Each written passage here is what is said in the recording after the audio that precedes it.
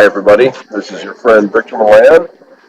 I am sitting in the lovely lobby at the DoubleTree Hotel where Archon 35 is winding down, October the 2nd, 2011.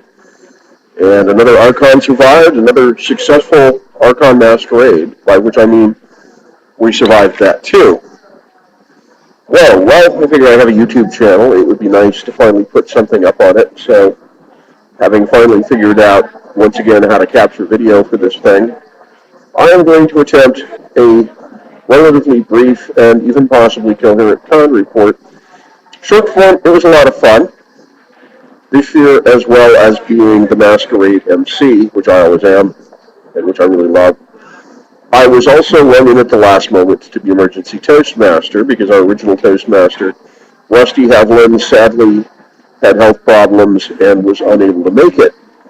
And I'm a cheap date, they already flew me in, so they basically had me do the Toastmaster duties, which were a little bit abbreviated anyway because our guest of honor, Spider Robinson, was also unable to attend in the flesh and instead attended via video conference over Skype, so I got to introduce the disembodied head of Spider Robinson. Anyway, some of this is already on the blog. I will try to catch you up on the events that have happened since I recorded that. By the way, if you want to check it out, it's www.victormilan.com/blog. It's really complicated. So, what has happened? And the answer is, for me, mostly the masquerade. And a lot of hanging out with wonderful, wonderful friends and meeting some new people, at which, by the way, I'm trying to get better, and I think I'm doing a good job.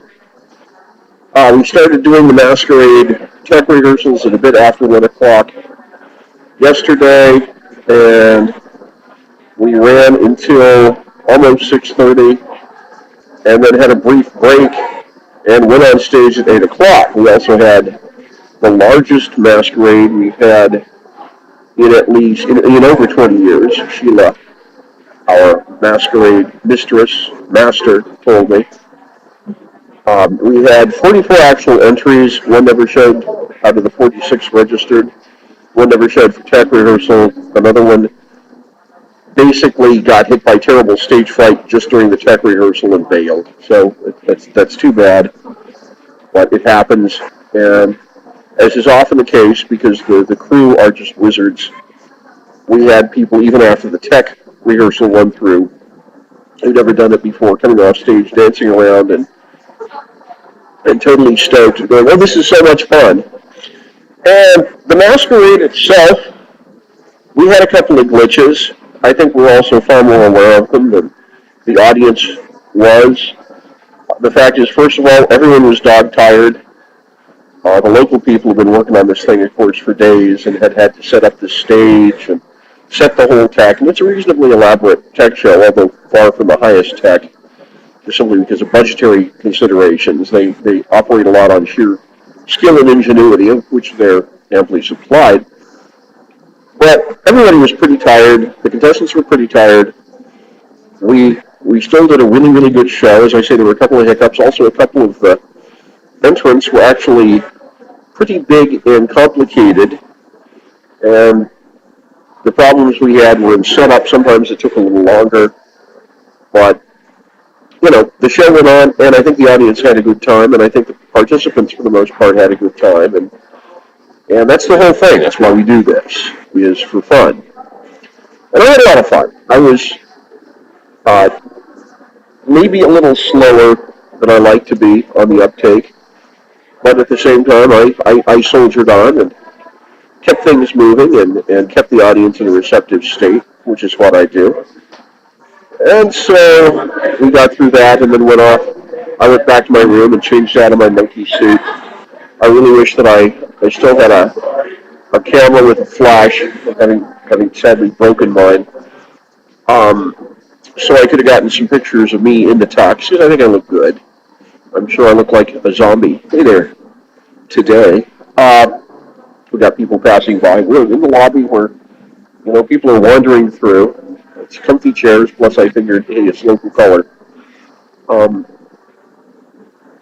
So anyway, yeah, went back to the room, changed out of the tux, went back, gave it back to Sheila, and did the whole post masquerade party. Watched the video, uh, which used to appall me, but having shed 90 pounds, it appalls me a whole lot less. So that was good. There were a lot of really, the thing that really sustains the masquerade. Well, there are really two things. First of all, is that we've always had just an amazing level of costuming ability, talent, and skill from the very, very first days around 30 years ago when they dragged me in, yes, to be the Masquerade MC because the original Masquerade MC canceled, and uh, I guess they knew that I had done some theater stuff and improv stuff, and mostly spun a good line of bullshit. So we always had really outstanding costumers. This has just gone on generation after generation. And the people who've run the thing have always had a lot of heart, a lot of ingenuity, but since Sheila and her husband Scott Coleman took over, it's just achieved an astonishing level of professionalism and proficiency. They're amazingly skilled. They know how to run a masquerade that's frankly as good as possible given the resources that are available.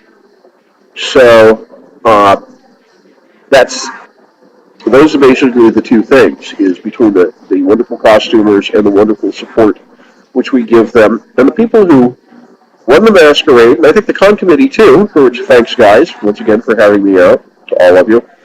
Uh, Steve Norris is our con chairman and company, and yes, I am rambling, deal with it.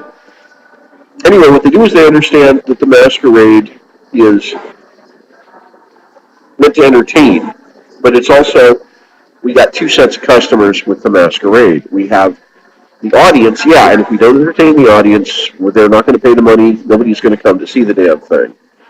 And instead, we pack a big theater every year and have a huge overflow room and the whole thing. But the other part of the equation is we also have to serve and gratify the contestants. And they're really good about that too. So the staffers guild, caring for them, um, running things, managing things, helping them stage things. Anyway, so it was a good show. Got a lot of compliments on it. As I said, when a couple of the people from the crew came up to me after we finished the initial run through and said, "Well, we had a lot of mistakes this year," and you know what? That doesn't read. The audience doesn't see that much, or they just base it out if it's a good show. It was a hell of a good show.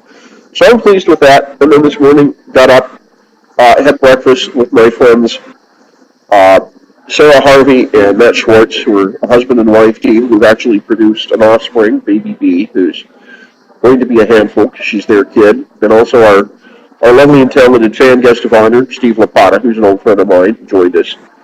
And it was good to hang out and talk with them. And then I've just been basically circulating, talking to people, and trying to find a comfy place to sit down, which I now have achieved.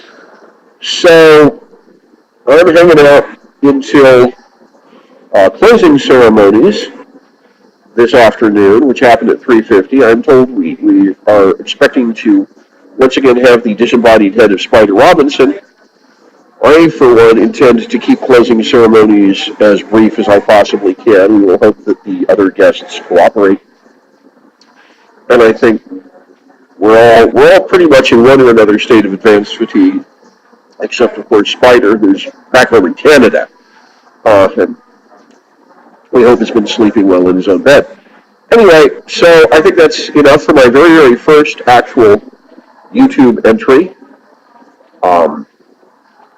I also finally wanted to give the people who are bone optimists, including Sarah, by the way, who subscribed to my YouTube channel, something to gratify them. And now I will sign off and Christopher Lloyd Hair going on. Sign off and see if I can figure out how the hell to post this thing to YouTube. In the meantime, well, have fun, live the adventure, and push the button, Frank.